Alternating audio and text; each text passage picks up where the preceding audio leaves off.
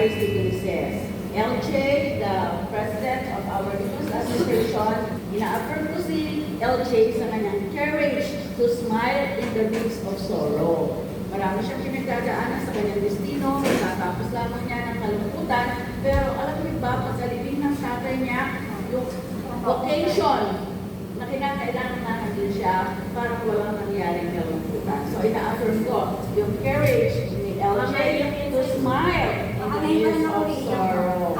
Yeah. We affirm. Okay, si Angge, kasi dati siya nasa RD, pinalapit na ngayon sa MD. Ina-affirm ko ang kanyang pagiging hindi pala reklamo. Wow. He never complains. She never complains. And she's always bubbly. No? And that is very contagious.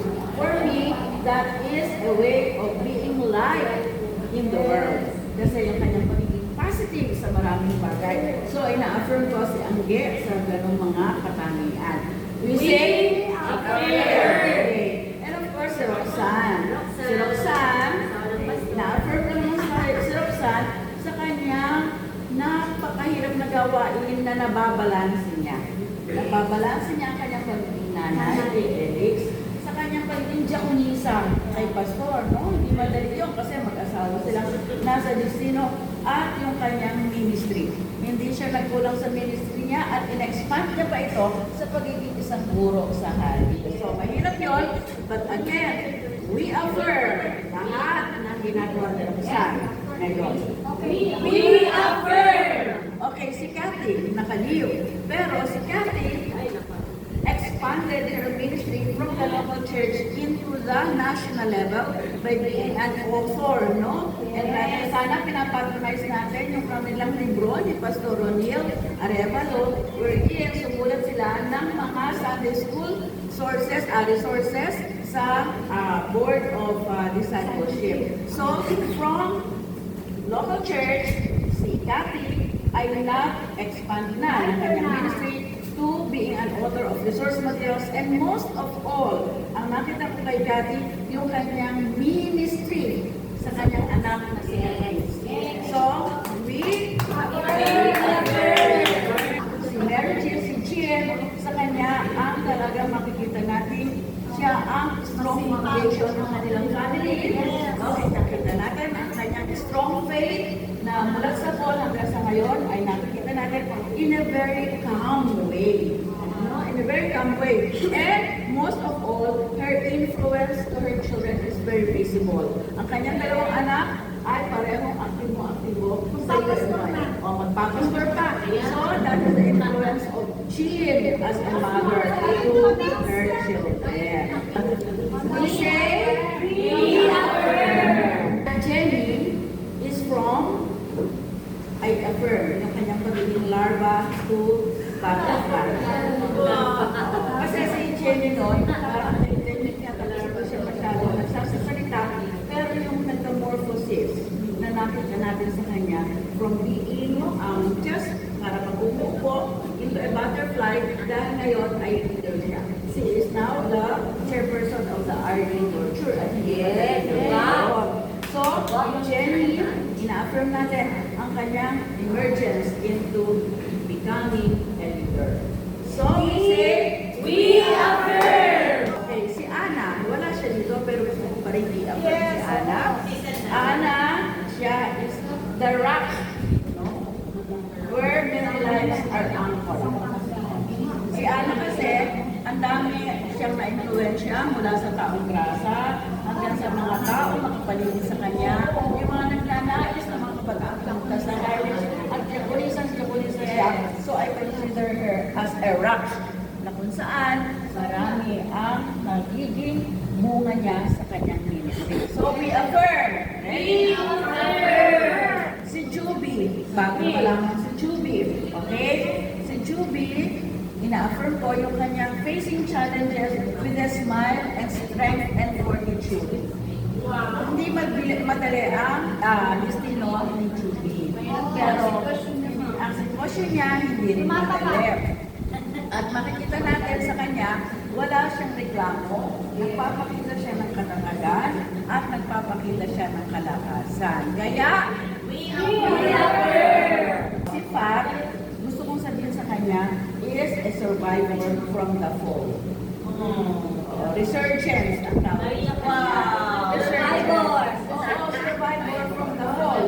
Kasi hindi niya naman biro ang kanyang dinaanan. At sabi nga rin, nagre-research siya. Wala na siya parang akala natin ay bibigay na siya. So si Pat, sabi ko nga, survivor. No? And we affirm. Si Resi na, no? Okay. Resi has become an eagle soaring high. Alam mo, ang eagle daw can fly above the clouds and an eagle can fly above the storm. At iyon ang ginawa ni Resi. So, siya ay isang eagle that has soared high. And at the same time, alam niyo yung eagle, kaya din niyang bumaba ng mababa kasi nakakakuha lamang siya ng mga kanyang kinakailangan kainin sa kanyang pagbaba. So, that is who Resi is. And we affirm. Mildred. Yes. Mildred Bobs. Okay. Siya yan. Si Mildred, as ever, si Mildred ang talagang makikita natin na hindi kailanman nabubuwag ang kanyang pananaw. We affirm! At yung kanyang pagiging masigasig sa lahat ng panahon at lahat ng pagkakataon. Hindi pa natin nakita sumuko si Mildred. At higit sa lahat, nakita natin kung paano ang kanyang kakayahan ay talagang nakaka-influensya ng maraming mga miyembro at ng maraming mga miyembro sa kanya. So, Mildred, We affirm.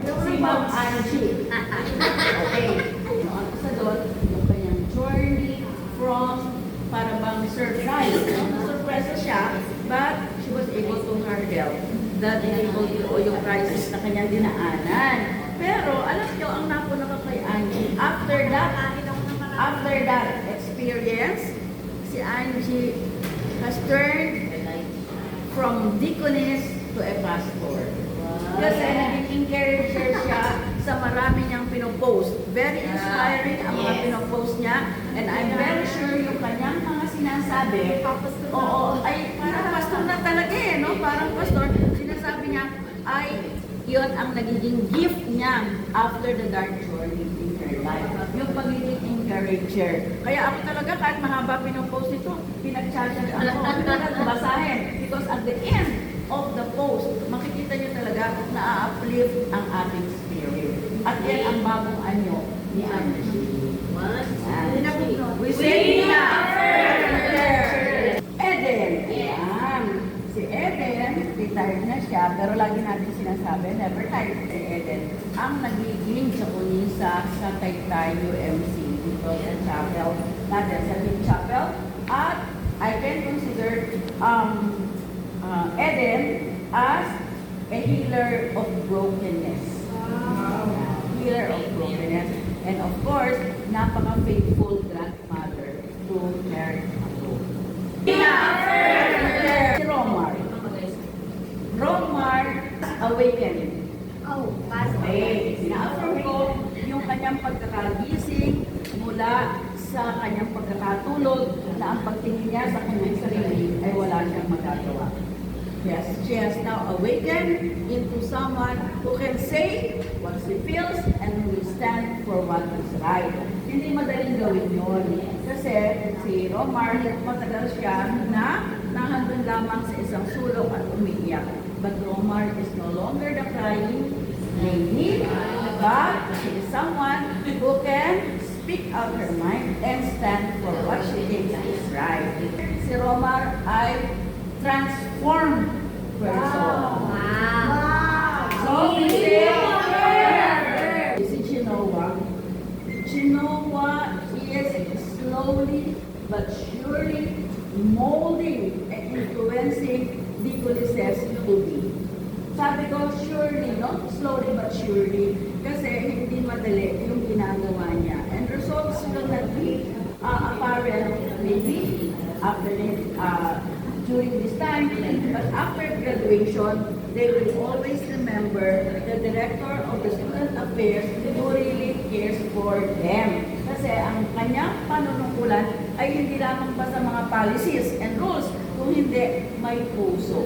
Kaya sabi ko, slowly but surely, Genoa is a big influence in the molding of character, na sinasabi rin ni Angie kanina, in the molding of character of our future leaders.